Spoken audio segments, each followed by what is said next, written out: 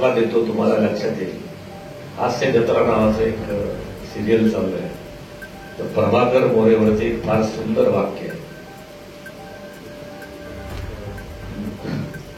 नुसतीच घाई घाई करत तर काहीच नाही. विनायक राऊत, उद्धव ठाकरे सत्ता येण्याची, खासदार निवडून आण्याची नुसतीच घाई घाई घाई, आल्यानंतर करत तर काहीच नाही.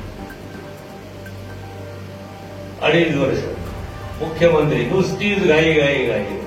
यादव फोड जी आमची युती नैसर्गिक होती, युती तोडून काँग्रेसच्या दावणीला लागले, वाटेल ते केलं. नुसतीच घाई घाई 2.5 वर्षात केलं तर काहीच नाही.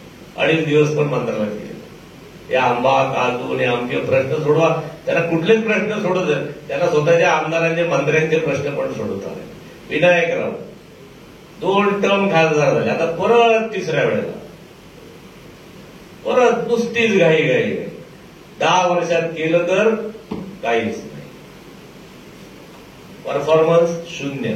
म्हणून माझी पत्रकार मंडळी, उभाटा असेल, विनायक राऊत असेल, यांच्याकडनं हे प्रश्न, ज्यांना कोकणाच्या मूळ प्रश्नांची ज्यांना जाणच नाही, त्यांच्याकडनं आमची प्रश्न सोडवण्याची अपेक्षाच नाही.